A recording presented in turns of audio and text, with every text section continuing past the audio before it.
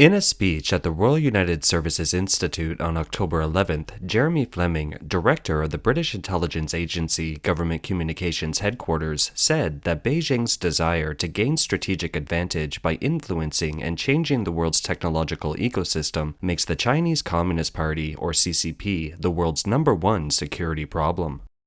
As the keynote speaker, Fleming's speech was titled, "If China is the question, what's the answer?" He pointed out that communist leaders are attempting to steal information from other countries' critical infrastructures, promote new international information and communications regulations, and expand surveillance beyond their own citizens to the globe. Beijing's push for centrally controllable digital currency is intended not only to tighten control over citizens and businesses, but also to help China avoid possible future international sanctions, posing a deeper challenge to the West. Fleming again reminds people that Western allies already see themselves in direct competition and sometimes conflict with the world's other two major nuclear powers, and that such perceptions can change very quickly.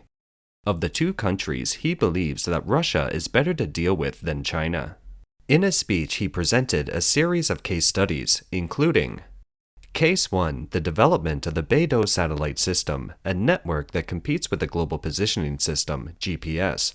Fleming said it's built into products exported to more than 120 countries, which could potentially be used to track individuals or incorporated into a plan to destroy another country's satellite network in the event of a conflict.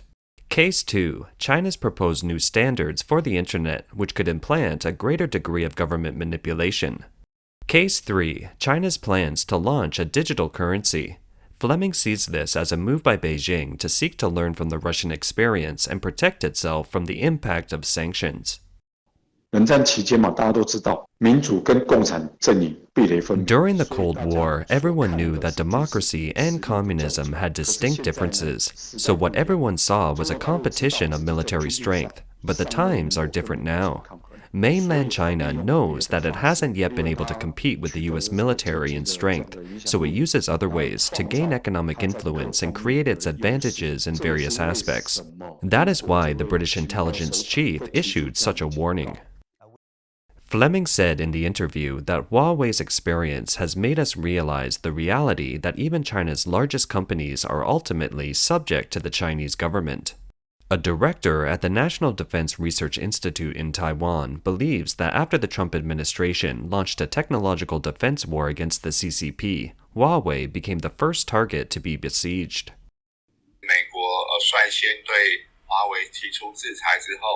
After the US took the lead in imposing sanctions on Huawei, many European countries were originally reluctant to join, but eventually Germany and the United Kingdom also joined. This series of events, as described by the communications director of the United Kingdom, have gradually revealed over the years the security threats caused by the penetration of Chinese Communist Party technology, as well as the unfair competition to the economies of Western democracies. They illustrated the deep-seated threats of the CCP to Western countries. The US has also strengthened its comprehensive blockade of the CCP's technological talent. The most important thing is the security of human civilization. That is, the competition between freedom and authoritarian systems, because these technologies will penetrate into every part of human life, and only under a democratic system can such technologies be properly used. It's nearly impossible for these technologies not to be abused in authoritarian states. They can be used to violate human rights and even endanger the lives of individuals. Under double pressure from the US and Conservative MPs, former British Prime Minister Boris Johnson adjusted the UK government's position on 5G in July 2020. From 2027, Huawei equipment will be banned from accessing the UK network. Conservative concerns about China are growing in the UK as the Chinese Communist authorities implement more authoritarian policies at home. The Guardian reported that the current British government will classify China as a threat from a systemic competitor. 不仅美国以及英国，包含 Not only the US and the UK, but also the US allies are actually more alert to the political influence exerted by China's technological development or the CCP's use of technology to monitor the public and global affairs. In particular, there are more than 300 bills in the US Congress this session to restrict China's threats or improper use of technological development or its influence on other democracies. In the face of the strategic threat from the CCP, Fleming proposed several solutions, including legislation that would give the government more authority to intervene in transactions that could affect national security and strengthen international cooperation.